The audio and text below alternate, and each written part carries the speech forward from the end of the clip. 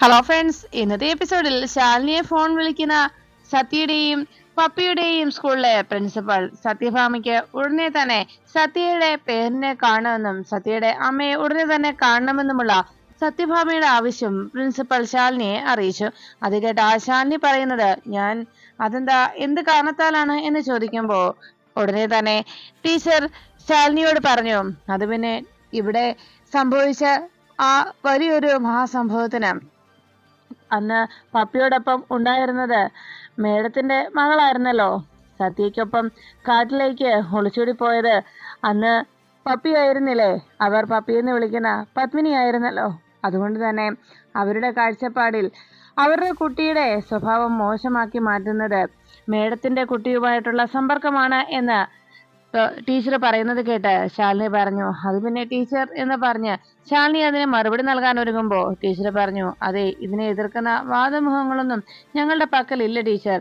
അവരുടെ വിശ്വാസവും അവരുടെ കരുതലും അങ്ങനെയാണ്. അതിനെ എതിർക്കാൻ ഞങ്ങൾക്കുമാവില്ല. അതുകൊണ്ട് തന്നെ മേഡത്തിനെ പറയുവാനുള്ളത്, മേഡം നേരിട്ട് വന്ന് അവരോട് സംസാരിക്കണം. മേഡത്തിന് ബുദ്ധിമുട്ടില്ലെങ്കിൽ തീർച്ചയായിട്ടും മേഡം ഇവിടെ വരെ വന്നേ തീരൂ.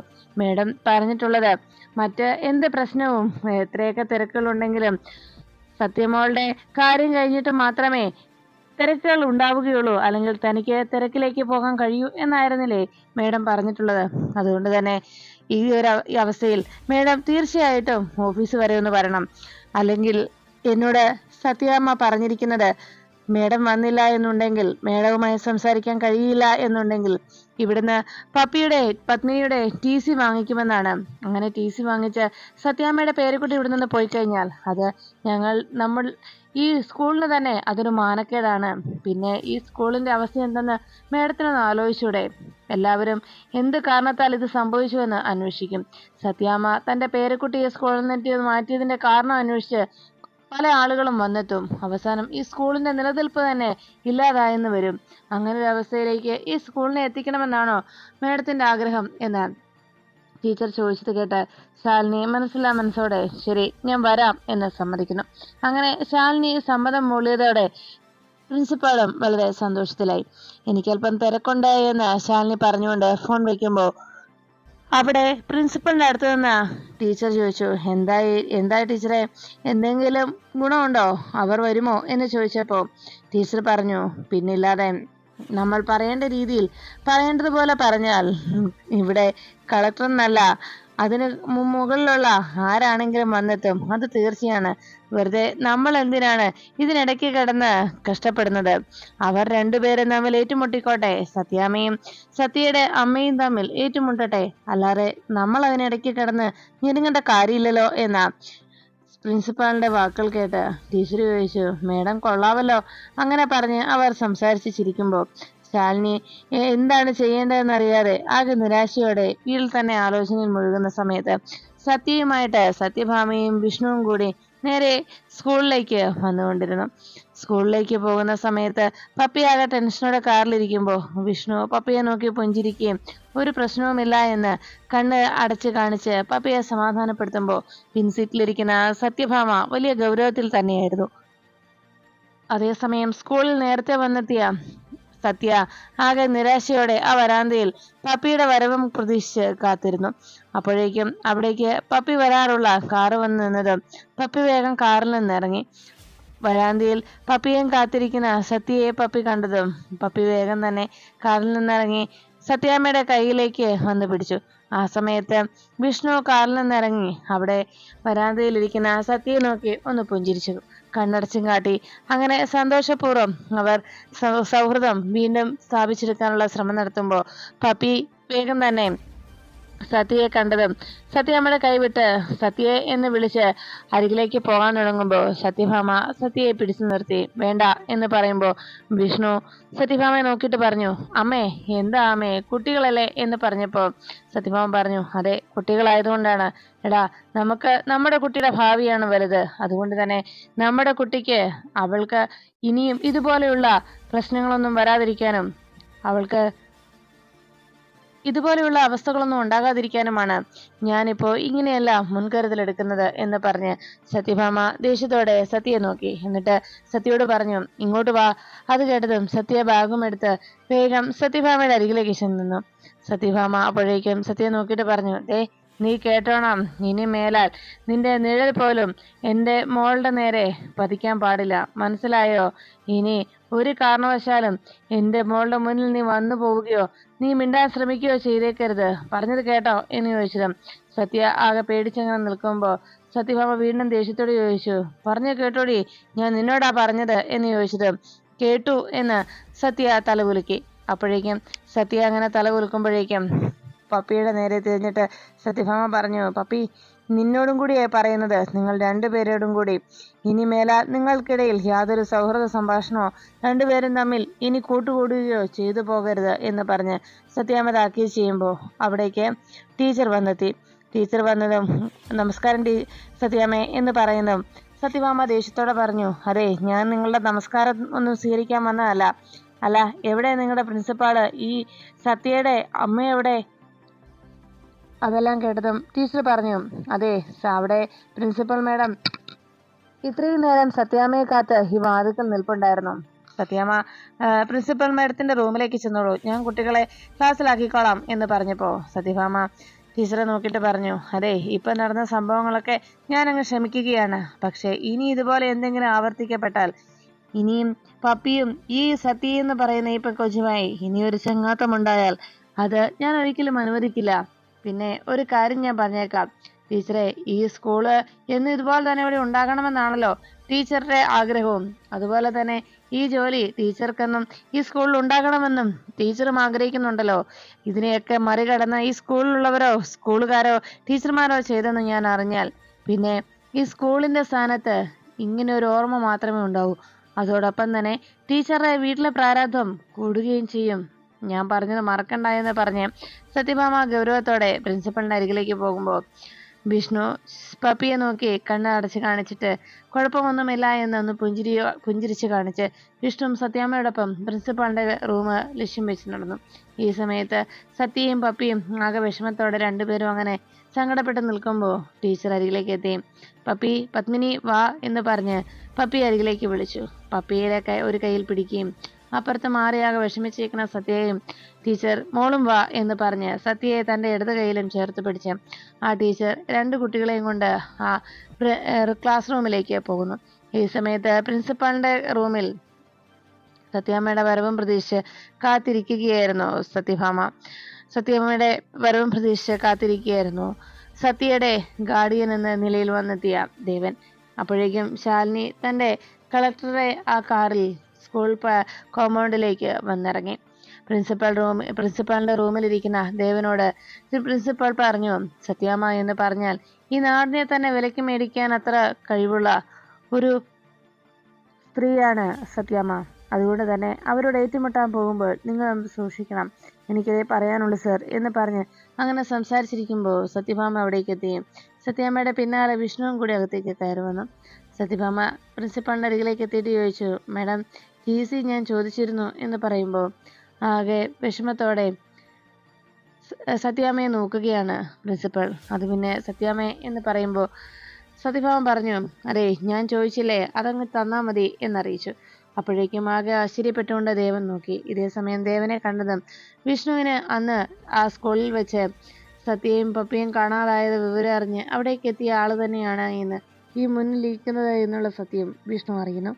അതോർത്ത് വിഷ്ണു ഒന്നും മിണ്ടാതെ അങ്ങനെ ഇരിക്കുമ്പോൾ സത്യാമ്മ പ്രിൻസിപ്പളിനോട് ചോദിച്ചു, അല്ല, ഞാൻ സത്യയുടെ ആ പേരൻറ്റിനെയല്ലേ കാണണമെന്ന് പറഞ്ഞത്, എന്നിട്ട് അവരെവിടെ എന്ന് ചോദിച്ചപ്പോൾ ടീച്ചർ പറഞ്ഞു, ദാ ഈ ഇരിക്കുന്നത് സത്യയുടെ അച്ഛനാണ്, സംസാരിച്ചോളൂ. ഉടനെ വേഗം ചാടി എഴുന്നേറ്റിട്ട് പറഞ്ഞു, അത് പിന്നെ എൻ്റെ മോൾക്കൊരു അബദ്ധം എന്ന് പറയുമ്പോൾ സത്യമാമ പറഞ്ഞു, അതെ, എന്ത് അബദ്ധമാണ് സംഭവിച്ചതെന്ന് അവളൊന്ന് ഉറച്ചു നോക്കിയാൽ തന്നായിരിക്കും. പിന്നെ ഒരു കാര്യം ഞാൻ പറയുകയാണ്, അവൾക്ക് എന്ത് പ്രശ്നം ഉണ്ടായെങ്കിലും ശരി, ഇനി എന്തൊക്കെ സംഭവിച്ചെന്ന് പറഞ്ഞാലും ശരി, പപ്പിയും സത്യയും തമ്മിൽ നേരിട്ട് കാണുകയോ അവർ സംസാരിക്കുകയോ ചെയ്താൽ പിന്നെ ഒരു കാരണവശാലും ഇങ്ങനൊരു കൂടിക്കാഴ്ച പോലും ഉണ്ടായെന്ന് വരില്ല. അത് ഓർമ്മ വേണം എല്ലാവർക്കും. ഇതോടെ എല്ലാവരുമായിട്ടുള്ള ബന്ധവും അവസാനിക്കും എന്ന് പറഞ്ഞ് ദേഷ്യപ്പെട്ടുകൊണ്ട് സത്യമ്മ അങ്ങനെ നിൽക്കും. സത്യയുടെ അമ്മ എവിടെ എന്ന് ചോദിച്ചപ്പോൾ ഉടനെ പ്രിൻസിപ്പൽ മാഡം ദേവനെ ചൂണ്ടിക്കാട്ടിയിട്ട് പറഞ്ഞു, ഇത് സത്യയുടെ പേരൻ്റാണ്. അത് കേട്ടതും ഉടനെ സത്യഭാമ പറഞ്ഞു, ഞാൻ പറഞ്ഞത് സത്യയുടെ അമ്മയെ കാണണമെന്നല്ലേ, അവരെവിടെ എന്ന് വീണ്ടും ദേഷ്യത്തോടെ സത്യഭാമ അന്വേഷിച്ചു. അപ്പോഴേക്കും സത്യാമ്മയോട് പ്രിൻസിപ്പൽ പറഞ്ഞു, അത് മേഡത്തിന് വരാൻ കഴിഞ്ഞില്ല, സാറാണ് വന്നത് എന്ന് പറഞ്ഞപ്പോൾ ദേവൻ സത്യഭാമയെ നോക്കിയിട്ട് പറഞ്ഞു, അത് പിന്നെ അയാൾക്ക് ഇന്ന് ഓഫീസിൽ പോകാതിരിക്കാൻ കഴിയില്ലായിരുന്നു, അതുകൊണ്ടാണ് അയാൾ പോയത് എന്ന് ദേവൻ അറിയിക്കുമ്പോൾ ഉടനെ സത്യഭാമ പറഞ്ഞു, അത് ശരി, അപ്പോൾ അമ്മയുടെ പ്രവൃത്തി അങ്ങനെയാണ്, അതുകൊണ്ടാണല്ലോ മകൾ പഠിക്കുന്നത്, പിന്നെ എങ്ങനെ നേരെയാകും? ഇതേ കൊച്ചുകുട്ടിയായിപ്പോയി, അല്ലായിരുന്നെങ്കിലുണ്ടല്ലോ അതിനു മുമ്പ് ഞാൻ കൊന്നു തള്ളിയേനെ എന്ന് സത്യഭാമ ദേഷ്യത്തോടെ പറയുമ്പോൾ വിഷ്ണു സത്യമ്മ തടഞ്ഞു. അമ്മ എന്തൊക്കെയാ പറയുന്നത് എന്ന് ചോദിച്ച് സത്യഭാമയുടെ നേരെ ദേഷ്യപ്പെടുമ്പോൾ സത്യമ്മ പറഞ്ഞു, അതെ, എനിക്ക് ഒരു കാര്യം മാത്രമേ പറയാനുള്ളൂ, ഉടനെ തന്നെ ഇതിനൊരു പരിഹാരം ഉണ്ടാക്കണം. ഇനി ഞങ്ങളുടെ കുട്ടി ഈ സ്കൂളിൽ പഠിക്കണമെന്നുണ്ടെങ്കിൽ ഇനി മേലാൽ സത്യ എന്ന ആ പെൺകുട്ടി കാരണം ഞങ്ങളുടെ പേരക്കുട്ടിക്ക് ഒരാപത്ത് സംഭവിക്കില്ല എന്ന് ഇപ്പോൾ ഈ നിമിഷം ഇവിടെ വെച്ച് ഇയാൾ വാക്ക് നൽകണം. അങ്ങനെയാണെങ്കിൽ മാത്രം പപ്പിയെ ഇവിടെ തുടരാം, ഇല്ലെങ്കിൽ പപ്പിയുടെ ടീസ് തന്നേക്ക്, ഞങ്ങൾ ഇവിടുന്ന് പോയിക്കോളാം എന്ന് സത്യമ്മ പറയുമ്പോൾ ഉടനെ പ്രിൻസിപ്പൾ പറഞ്ഞു, മേഡം അങ്ങനെയൊന്നും പറയലേ എന്ന് ചോദിച്ചതും ഇത് കേട്ടുനിന്ന ദൈവം പറഞ്ഞു, അതെ, എന്തായാലും ഞാൻ നോക്കിക്കോളാം, എൻ്റെ മോളെ കാര്യങ്ങൾ പറഞ്ഞ് ഞാൻ മനസ്സിലാക്കിക്കോളാം, അവളെ ഞാൻ തിരുത്തിക്കോളാം എന്ന് ദൈവം പറയുമ്പോൾ സത്യാമ്മ പറഞ്ഞു, അങ്ങനെ ചെയ്താൽ നിങ്ങൾക്ക് നല്ലത്, അല്ല എന്നുണ്ടെങ്കിൽ അവളുടെ നിഴൽ പോലും എൻ്റെ പേരക്കുട്ടിയുടെ മേൽ പതിക്കരുത്, ഇനി മേലാൽ അവളുമായി സംസാരിക്കാനോ ചെങ്ങാത്തം കൂടാനോ വന്നു പോകരുത് എന്ന് സത്യയെക്കുറിച്ച് സത്യഭാമ ദേവനെ താക്കീത് ചെയ്യുമ്പോൾ ദേവൻ പറഞ്ഞു, ഇതെല്ലാം ഞാൻ എൻ്റെ മോളെ പറഞ്ഞ് മനസ്സിലാക്കിക്കോളാം എന്ന് പറഞ്ഞ് സത്യാമ്മയെ സമാധാനപ്പെടുത്തുമ്പോൾ ഉടനെ പ്രിൻസിപ്പലിൻ്റെ റൂമിൽ നിന്ന് സത്യാമ്മ ദേഷ്യത്തോടെ തന്നെ റൂം പുറത്തേക്ക് ഇറങ്ങി. ഈ സമയത്ത് വിഷ്ണുവും പ്രിൻസിപ്പാളിനെയും അരികെ നിൽക്കുന്ന രോഹിത്തിനെയും ഒന്ന് നോക്കിയതിനു ശേഷം ഒന്നും മിണ്ടാതെ വിഷ്ണുവും പിന്നാലെ പോകുന്നു. അപ്പോഴാണ് പ്രിൻസിപ്പാള് ദേവനോട് പറഞ്ഞത്, സാറേ, ഇപ്പോഴെങ്കിലും സാറിന് മനസ്സിലായല്ലോ എന്താണ് ഇവിടെ സംഭവിക്കുന്നതെന്ന്. സത്യത്തിൽ അവരുടെ കുട്ടിയുടെ ഭാഗത്തും തെറ്റുണ്ടായിട്ടും അവർ സത്യയെ തന്നെ കുറ്റവാളിയാക്കാൻ ശ്രമിക്കുന്നത് കണ്ടില്ല സർ എന്ന് പ്രിൻസിപ്പൽ അറിയിച്ചു. അതുകൊണ്ടാണ് സർ ഇപ്പോൾ ഇങ്ങനെയെല്ലാം എല്ലാ സ്കൂളിലും നടക്കുന്നത്, ഇതുപോലുള്ള പ്രശ്നങ്ങൾ ഉണ്ടാവുന്നത് എന്ന് ആ പ്രിൻസിപ്പലിൻ്റെ റൂമിൽ പ്രിൻസിപ്പലിൻ്റെ അഭാവത്തു നിന്നുണ്ടായ ആ നീക്കം വിജയിച്ചതുപോലെ സത്യഭാമയും വിഷ്ണുവും സ്കൂളിൽ നിന്ന് മടങ്ങി. അപ്പോഴും ശാലിനി അവിടെ ആ കോമ്പൗണ്ടിൽ തന്നെ കാറ് പാർക്ക് ചെയ്തിട്ടിരിക്കുന്നിടത്ത് അതിനുള്ളിൽ കയറി ശാലിനി അങ്ങനെ ഇരുന്നു. ഉടനെ ദേവൻ പുറത്തേക്ക് ഇറങ്ങി വന്നതും ശാലിനിയെ വന്ന് ദേവൻ വിളിച്ചു. ശാലിനി പതുക്കെ കാറിൽ നിന്ന് ഇറങ്ങിയതും ദേവൻ പറഞ്ഞു, അതെ, താൻ എന്നെ ഏൽപ്പിച്ച ദൗത്യം ഞാൻ പൂർത്തിയാക്കിയിട്ടുണ്ട്. അത് കേട്ടപ്പോഴേക്കും ശാലിനി ചോദിച്ചു, എന്തായാലും നന്ദിയുണ്ട്, ഇങ്ങനെയൊരു കാര്യം എനിക്ക് വേണ്ടി ചെയ്തല്ലോ, അതിന് എത്ര നന്ദി പറഞ്ഞാലും മതിയാവില്ല എന്ന് വളരെ വിഷമത്തോടെയും സ്നേഹത്തോടെയും ദേവനോട് ശാലിനി മറുപടി നൽകി. എല്ലാം കേട്ട് കഴിയുമ്പോൾ ദേവൻ പറഞ്ഞു, ശാലിനി, എനിക്ക് ഒരു കാര്യം പറയാനുള്ളൂ. ഞാൻ സ്നേഹിച്ച ആൾക്ക് ഒരു പ്രത്യേകത എന്തെങ്കിലും ഉണ്ടാകണമെന്നത് ഞാൻ എൻ്റെ മനസ്സിൽ കരുതിയതായിരുന്നു. എന്നാൽ ശാലിനി, താനിപ്പോൾ ഈ കാണിക്കുന്ന പ്രവൃത്തികളുണ്ടല്ലോ, അത് ഒരിക്കലും അംഗീകരിക്കാൻ കഴിയുന്നതല്ല. ആ സത്യാമ്മയെ പോലെ ഒരു സ്ത്രീയുടെ മുന്നിൽ ഇങ്ങനെ ഏറ്റുമുട്ടാൻ തന്നെ വേണം നമ്മൾ തുനിഞ്ഞിറങ്ങുവാൻ. അവർക്ക് എന്തൊക്കെയാണ് അവർ വിളിച്ചു പറയുന്നതെന്ന് അവർക്ക് പോലും അറിയത്തില്ലാത്ത അവസ്ഥയിലാണ്. അതുകൊണ്ട് തന്നെ ഒരു കാര്യം ഞാൻ പറയാം ശാലിനി, താൻ ഇപ്പോഴും വളരെ സ്നേഹത്തോടെയും ബഹുമാനത്തോടെയും പറഞ്ഞുകൊണ്ടിരുന്ന ആ സത്യഭാമയുടെ മുഖം ഇപ്പോൾ എനിക്ക് വ്യക്തമായി. അവരെങ്ങനെയുള്ളൊരു സ്ത്രീയാണെന്നും ഇപ്പോൾ ഞാൻ മനസ്സിലാക്കി കഴിഞ്ഞു എന്ന് രോഹിത്ത് ശാലിനിയെ കുറ്റപ്പെടുത്തി സംസാരിക്കണം. ശാലിനി അതെല്ലാം കേട്ടതിന് ശേഷം ആകെ വിഷമത്തോടെ രോഹിത്തിൻ്റെ നോട്ടത്തിൽ നിന്ന് ശാലിനി ആകെ സങ്കടപ്പെട്ടു. ആ നിമിഷം തന്നെ വീണ്ടും ഓരോ കാര്യങ്ങൾ ശാലിനിയെ പറഞ്ഞ് മനസ്സിലാക്കാൻ ദേവൻ ശ്രമിച്ചു. അതെ, ഒരു കാര്യം ഞാൻ പറയാം. ഈ സത്യാമ്മ എന്ന് പറയുന്ന ആ സ്ത്രീയോടൊപ്പം എങ്ങനെ പിടിച്ചു നിൽക്കാൻ കഴിയും? അവര് കൊച്ചു കുട്ടികളാണ് എന്ന് സത്യയും പപ്പിയും കൊച്ചുകുട്ടികളാണെന്നുള്ള പരിഗണന പോലും അവർ നൽകുന്നില്ല. ചാർലി എന്നോട് പറഞ്ഞിട്ടുള്ള സത്യാമ്മയുടെ ആ ഒരു ചിത്രം എന്റെ മനസ്സിലുണ്ട്. പക്ഷേ അതിനൊക്കെ നേർ വിപരീതമായിട്ടുള്ള ഒരാളെയാണ് ഞാൻ ഇന്ന് അവിടെ കണ്ടത്. കരുണയും കാരുണ്യവും സ്നേഹമൊന്നും ഇല്ലാത്ത, സ്വന്തം വാശി മാത്രം വിജയിക്കണമെന്നും മറ്റുള്ളവരുടെ കണ്ണീര് മാത്രം കാണണമെന്നും ആഗ്രഹിക്കുന്ന ഒരു സ്ത്രീയെയാണ് ഞാൻ അവിടെ കണ്ടത് എന്ന് ദേവൻ ശാലിനിയോട് പറഞ്ഞു. ശാലിനി ആ വാക്കുകൾ കേട്ടതും ദേവനോട് പറഞ്ഞു, ദേവേട്ട, അങ്ങനെയൊന്നുമല്ല. സത്യാമ്മയുടെ മനസ്സിൽ എല്ലാവരോടും സ്നേഹം മാത്രമേ ഉള്ളൂ. പുറമെ എങ്ങനെയൊക്കെ കാണിക്കുന്നുണ്ടെങ്കിലും ഉള്ളിൻ്റെ ഉള്ളിൽ എല്ലാവരോടും സ്നേഹം മാത്രമേ ഉള്ളൂ. അത് കേട്ട ദേവൻ പറഞ്ഞു, അങ്ങനെ ഉള്ളിൽ സൂക്ഷിക്കേണ്ടതാണോ ആ സ്നേഹമെന്ന് പറയുന്ന വിളക്ക്? അതെ, ഈ വിളക്ക് നമ്മൾ മരണപ്പെട്ട് കഴിയുമ്പോൾ അതോടെ ആ വിളക്ക് അണഞ്ഞു പോകും. അത് അങ്ങനെ ഉള്ളിൻ്റെ ഉള്ളിൽ കൊണ്ടു നടക്കേണ്ട ഒരു വിളക്കല്ല. അത് എല്ലാവർക്കും പ്രകാശം പരത്തി കൊടുക്കേണ്ടതായിരിക്കണം. പിന്നെ ഒരു കാര്യം ഞാൻ പറയാം ശാലിനി, അവർക്ക് അവരുടെ കാര്യം മാത്രം വിജയിക്കണം, അവരുടെ സന്തോഷം മാത്രം, അങ്ങനെ മാത്രം ആഗ്രഹിക്കുന്ന ഒരു സ്ത്രീയാണവർ.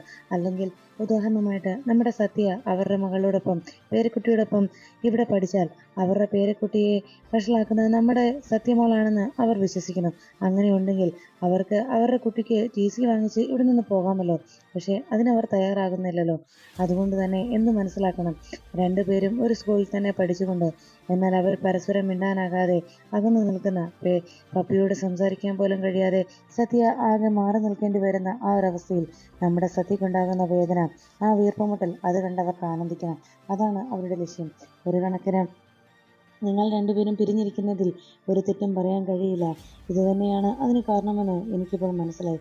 ആ സ്ത്രീ, അവരാണ് ഇതിനെല്ലാത്തിനും കാരണക്കാരി എന്ന് ദേവൻ സത്യാമ്മയെ കുറ്റപ്പെടുത്തി സംസാരിക്കുമ്പോൾ ശാലിനി പറഞ്ഞു, ദേവേട്ട, അങ്ങനെയല്ല. ഇവിടുന്ന് സത്യയെ ഞാൻ TC വാങ്ങിച്ച് കൊണ്ടുപോകാത്തതിന് കാരണം മറ്റൊന്നു കൂടിയാണ്. എൻ്റെ ഒരു സ്വാർത്ഥതയാണെന്ന് കരുതണം. പപ്പിയും സത്യയും ഒരുമിച്ച് ഉണ്ടാകണം. എനിക്ക് എൻ്റെ പപ്പിയെ എവിടേക്കെങ്കിലും കാണാമല്ലോ, അക്കാര്യം കൊണ്ട് മാത്രമാണ് എന്ന് ശാലിനി പറയുമ്പോൾ ദേവൻ പറഞ്ഞു, ശാലിനി, ഒരു കാര്യം ഞാൻ പറയാം. നിങ്ങൾ സത്യാമ്മയും ശാലിനിയും ഇങ്ങനെ ഒളിച്ചുകളി നടത്തി നിങ്ങൾ പരസ്പരം സന്തോഷിക്കുമ്പോൾ അതിനിടയിൽ ഒരു ബഫൂണായി നിൽക്കുന്ന ഒരാളുണ്ട്. ശാലിനി വളരെയേറെ സ്നേഹിക്കുന്ന, എൻ്റെ കഴുത്തിൽ താലി കെട്ടിയ വിഷ്ണു എന്ന് പറയുന്ന ആ വ്യക്തി. നിങ്ങൾ രണ്ടുപേരും നിങ്ങളുടെ ഇഷ്ടത്തിന്, ചിലപ്പോൾ നിങ്ങൾക്കതിന് പറയാൻ ന്യായവാദങ്ങൾ ഏറെ ഉണ്ടാകും. ഇങ്ങനെ നിങ്ങൾ പ്രവർത്തിക്കുന്നതിന് സ്നേഹമെന്നോ അതുപോലെ തന്നെ കരുണയെന്നോ മറ്റുള്ളവരോടുള്ള അനുകമ്പയെന്നോ അങ്ങനെ എന്ത് പേര് വേണമെങ്കിലും നിങ്ങൾക്ക് വിളിക്കാം. പക്ഷേ ഒരു കാര്യം ഞാൻ ചോദിക്കട്ടെ ശാലിനി, ആ പാവം മനുഷ്യന് നഷ്ടപ്പെട്ട വർഷങ്ങൾ, ഇത്രയും നാളും ആ മനുഷ്യൻ സ്വന്തം കുട്ടികളാണെന്ന് പോലും തിരിച്ചറിയാതെ, സ്വന്തം മക്കളാണെന്നുള്ള സത്യം തിരിച്ചറിയാതെ, ആ കുട്ടികളെ ഒന്ന് ചേർത്ത് ഒന്ന് കെട്ടിപ്പിടിക്കാനാകാതെ ആ മനസ്സ് വേദനിക്കുന്ന, ആ മനുഷ്യൻ നഷ്ടപ്പെട്ട കുട്ടികളോടൊപ്പം തൻ്റെ ഭാര്യയോടൊപ്പം നഷ്ടപ്പെട്ട വർഷങ്ങൾ, ആ സന്തോഷം, അതൊക്കെ ആർക്ക് തിരിച്ചു കൊടുക്കാൻ കഴിയും? ശാലിനി, തനിക്കിന് സാധിക്കുമോ? ശാലിനി പറയുന്ന വിഷ്ണുവിൻ്റെ അമ്മയ്ക്ക് അതിന് കഴിയുമോ?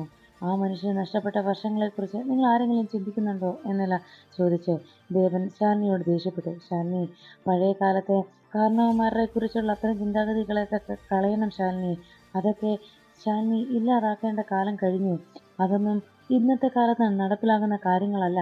അത് ശാലിനി താൻ മനസ്സിലാക്കണം എന്ന് ദേവൻ ശാലിനിയോട് ദേഷ്യപ്പെട്ട് സംസാരിക്കുമ്പോൾ അതെല്ലാം കേട്ട വേദനയിൽ ശാലിനി ദേവനോട് പറഞ്ഞു, ദേവേട്ട, എനിക്ക് തിരക്കുണ്ട്, നമുക്കിപ്പോൾ പോകാം. എനിക്ക് ഉടനെ തന്നെ ഓഫീസിലെത്തണം എന്ന് പറഞ്ഞ് ശാലിനി ദേവനെയും വിളിച്ച് കാറിൽ കയറണം. തിരിച്ചു മടങ്ങുന്ന യാത്രയിൽ ശാലിനി മനസ്സാകെ നീറിക്കുവഞ്ഞ് ആകെ സങ്കടപ്പെട്ട് അങ്ങനെ മുന്നോട്ട് പോയി. കാറിൽ യാത്ര ചെയ്തു. ഈ സമയത്ത് ക്ലാസ് റൂമിലിരിക്കുന്ന സത്യയും പപ്പിയെയും ദൂരെ മാറ്റിയിരുത്തിയിരിക്കുന്നത് കൊണ്ട് രണ്ടുപേർക്കും പരസ്പരം സംസാരിക്കാൻ കഴിയാതെ ആകെ വിഷമത്തോടെ പരസ്പരം നോക്കിയിരുന്നു. ക്ലാസ്സിൽ ടീച്ചർ പാഠഭാഗം വായിച്ച് അങ്ങനെ എല്ലാവർക്കും അതിൻ്റെ അർത്ഥവും പറഞ്ഞു കൊടുത്ത് അതിനെക്കുറിച്ച്, പാഠത്തെക്കുറിച്ചൊക്കെ ബോർഡിൽ എഴുതിയതിനു ശേഷവും സത്യയും പപ്പിയും പരസ്പരം നോക്കി അങ്ങനെ മാറിയിരിക്കുന്നത് കണ്ട് ടീച്ചർ ഇരുവരെയും വിളിച്ച് എഴുന്നേൽപ്പിച്ചു. സത്യ പറയണം, എവിടെയാണ് മഴ പെയ്തത് എന്ന് പാഠഭാഗത്തെ സംബന്ധിച്ച് ക്വസ്റ്റ്യൻ ചോദിക്കുമ്പോൾ ഉടനെ സത്യ പറഞ്ഞു, എനിക്കറിയില്ല ടീച്ചർ. അതിനുശേഷം പപ്പിയോട് ചോദിക്കുമ്പോൾ പപ്പി പറഞ്ഞു, ടീച്ചറെ, മഴ പെയ്തില്ല ടീച്ചർ. അത് കേട്ട് അടുത്തിരുന്ന കൂട്ടുകാരെല്ലാവരും അവരുടെ ആ മറുപടി കേട്ട് പൊട്ടിച്ചിരിക്കുന്നു. അങ്ങനെ കൂട്ടുകാരുടെ മുന്നിൽ പരിഹാസ കഥാപാത്രങ്ങളെപ്പോലെ ആ പാവം കുട്ടികൾ രണ്ടുപേരും ആകെ വിഷമിച്ച് അങ്ങനെ നോക്കിയിരിക്കുമ്പോൾ ഉടനെ ടീച്ചർ ദേഷ്യപ്പെട്ടു. അതെ, ഏത് മജിസ്ട്രേറ്റിൻ്റെ കുട്ടിയായാലും ശരി, ഒരു കാര്യം ഞാൻ പറയാം. ക്ലാസ് റൂമിൽ ശ്രദ്ധിച്ചിരുന്നില്ല എന്നുണ്ടെങ്കിൽ നല്ല അടി ഞാൻ വെച്ച് തരും. അതിനുള്ള പെർമിഷനൊക്കെ വാങ്ങിച്ചിട്ട് ഞാൻ ഇവിടെ നിൽക്കുന്നത് എന്ന് പറഞ്ഞു ടീച്ചർ ദേഷ്യപ്പെട്ടു. അപ്പോഴേക്കും ലഞ്ചിന് മണിയടിച്ചു. അത് കേട്ട ഉടനെ തന്നെ ബെല്ല് മുഴങ്ങിയത് കേട്ടതോടെ ടീച്ചർ, നിങ്ങൾ പോയി ലഞ്ച് കഴിച്ചോളൂ എന്നറിയിച്ചു. കുട്ടികളെല്ലാവരും ലഞ്ച് കഴിക്കാനായി പോകുമ്പോൾ ടിഫിൻ ബോക്സ് എടുത്ത് മുന്നിൽ വെച്ച് കൈയും കഴുകി അത് കഴിക്കാനാകാതെ പപ്പിയും സത്യയും ഒരു വാക്ക് പരസ്പരം മിണ്ടാനാകാതെ രണ്ടുപേരും കണ്ണിൽ കണ്ണിൽ നോക്കിയിരിക്കുന്നു.